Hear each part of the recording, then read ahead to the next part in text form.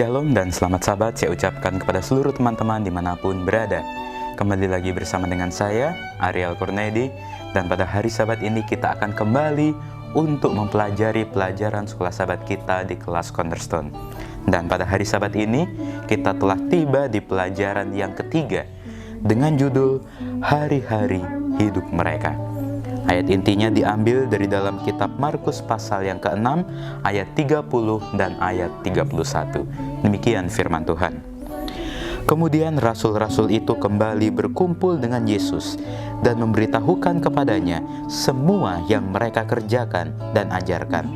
Lalu ia berkata kepada mereka, "Marilah ke tempat yang sunyi supaya kita sendirian dan beristirahatlah seketika."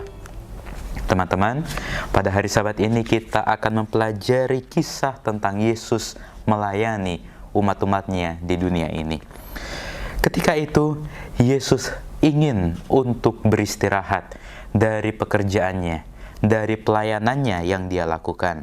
Oleh karena itu, Yesus berniat untuk mengasingkan diri dengan perahu ke suatu tempat yang sunyi. Nah, tetapi orang banyak yang senang dengan Yesus, yang ingin mendengarkan Yesus, yang ingin mendapatkan pelayanan Yesus, mereka tidak tinggal diam. Mereka mendengar bahwa Yesus akan pergi ke suatu tempat. Oleh karena itu, ketika Yesus berangkat menuju ke tempat itu menggunakan perahu, orang banyak ini, mereka datang ke tempat itu juga melalui jalan darat. Nah, ketika Yesus sudah mendarat ke suatu tempat itu, maka ia melihat sudah banyak orang berkumpul di tepi. Sudah banyak orang yang sedang menunggu kedatangan Yesus. Nah, oleh karena belas kasihan Yesus, maka Yesus tergerak untuk menyembuhkan orang-orang tersebut, untuk memberikan ajaran kepada mereka, untuk melayani mereka. Nah, menjelang malam, setelah Yesus selesai melayani mereka, maka murid-murid dari Yesus ini berkata kepada Yesus, "Tuhan, ini sudah mau malam, suruhlah mereka untuk pulang, supaya mereka boleh beristirahat, supaya mereka boleh makan, dan lain sebagainya."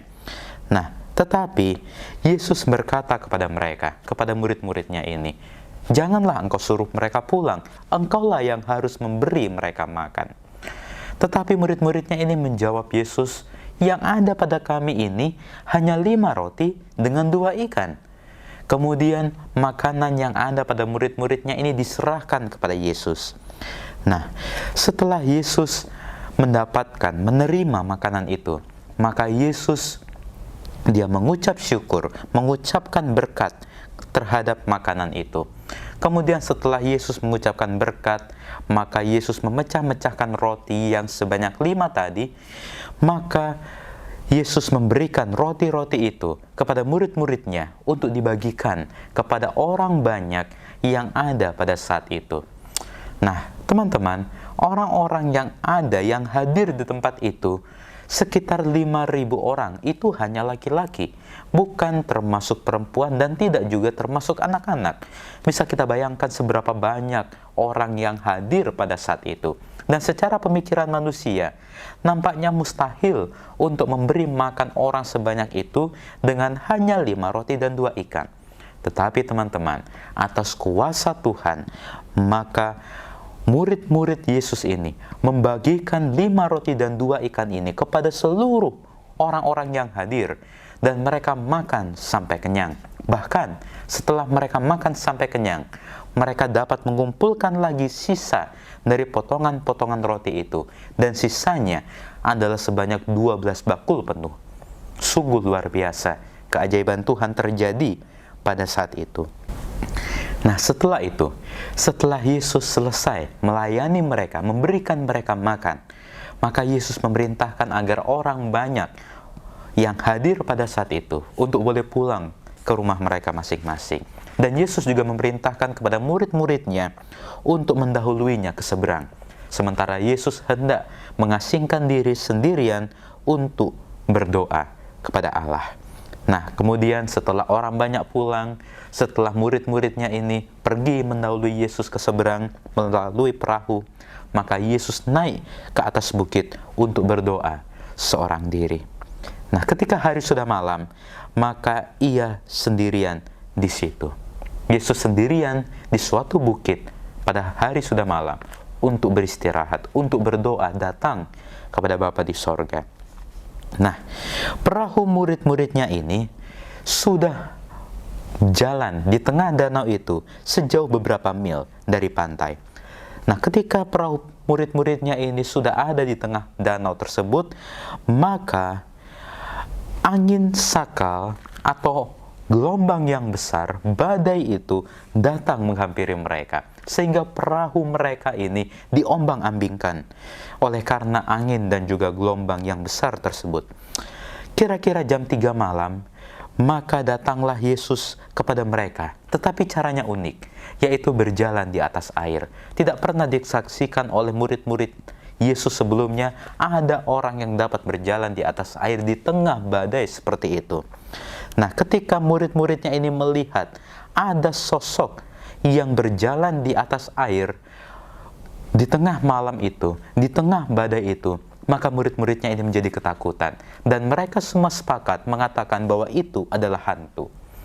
Kemudian Yesus berkata kepada murid-muridnya dari kejauhan, "Jangan takut, tenanglah, ini aku." Nah, salah seorang dari murid Yesus ini yang bernama Petrus menjawab suara tersebut, "Tuhan, kalau itu memang Engkau, suruhlah aku ini berjalan di atas air menghampiri Engkau." Kemudian Yesus menjawab, "Datanglah." Setelah Yesus menjawab datanglah, maka Petrus ini turun dari perahu dan dengan kuasa Tuhan dia dapat berjalan di atas air. Setelah dia berjalan beberapa langkah, mulailah timbul rasa ketidakpercayaan, mulai timbul rasa keraguan di dalam diri Petrus dan menyebabkan Petrus akhirnya tenggelam. Dia tidak dapat lagi berjalan di atas air. Dan Petrus berteriak, "Tuhan, tolong aku." Segera Yesus mengulurkan tangannya kepada Petrus dan dia menarik Petrus, memegang Petrus dan berkata, "Hai orang yang kurang percaya, mengapakah engkau bimbang?" Kemudian setelah Yesus menolong Petrus, maka Yesus beserta dengan Petrus mereka berjalan ke perahu tersebut dan angin pun reda. Dan orang-orang yang ada di perahu itu menyembah dia. Katanya, "Sesungguhnya engkau adalah anak Allah." Nah, teman-teman, apa yang dapat kita pelajari dari pelajaran sekolah sahabat kita di hari Sabat ini? Setelah Yesus melayani, setelah Yesus bekerja, maka Yesus beristirahat. Bagaimana cara beristirahatnya? Yaitu datang kepada Tuhan. Teman-teman, di tengah kesibukan kehidupan kita, di tengah-tengah hiruk pikuk dunia ini, di tengah-tengah segala permasalahan yang kita alami, kita butuh beristirahat. Ya, sepanjang malam kita sudah beristirahat dengan tidur. Atau mungkin sepanjang hari kita sudah beristirahat dengan tidak melakukan apapun. Mungkin itu di hari Minggu untuk bersantai dan lain sebagainya. Tetapi peristirahatan yang sesungguhnya adalah yang Tuhan sudah berikan kepada kita, suatu hari yang dikhususkan oleh Tuhan untuk diberikan kepada kita, untuk kita boleh beristirahat. Yaitu apa? Yaitu adalah hari Sabat. Hari Sabat diberikan oleh Tuhan untuk kita boleh beristirahat dari segala pekerjaan kita, dari segala kesibukan kita, dari segala permasalahan kita. Caranya adalah bagaimana? Adalah dengan datang kepada Tuhan, adalah dengan pergi kepada Tuhan, beribadah kepada Tuhan. Seperti yang Yesus lakukan. Cara Yesus beristirahat adalah dengan berdoa kepada Tuhan, datang kepada Tuhan. Di dalam satu minggu bekerja kita boleh datang kepada Tuhan dalam setiap hari. Kita boleh berdoa kepada Tuhan di setiap hari. Tetapi hari Sabat adalah hari yang spesial, hari yang khusus, yang diasingkan oleh Tuhan, yang juga harus kita asingkan di dalam kehidupan kita, untuk kita boleh datang kepada Tuhan, beristirahat di dalam Tuhan. Ketika kita sudah datang kepada Tuhan, kita sudah berserah kepada Tuhan, ketika kita sudah menyerahkan segala sesuatunya, melepaskan segala kepenatan di dalam hidup kita, pada satu hari itu, maka itu adalah peristirahatan yang sesungguhnya. Dalam segala kesibukan kita, sesibuk apapun kita, sebanyak apapun pekerjaan kita, hari Sabat harus kita khususkan, harus kita asingkan untuk kita boleh beristirahat, datang kepada Tuhan. Seperti judul pelajaran sekolah Sabat kita, hari-hari hidup mereka.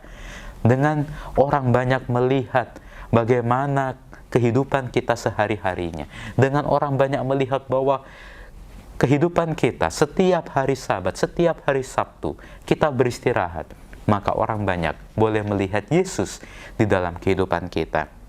Orang banyak boleh melihat bagaimana hari-hari hidup dari seorang umat Tuhan yang setiap hari, khususnya hari Sabat, datang kepada Tuhan. Sehingga melalui kehidupan kita semua, maka banyak orang yang semakin mengenal akan Tuhan dan semakin banyak orang yang dapat merasakan berkat Tuhan di dalam kehidupan kita, di dalam kehidupan mereka juga.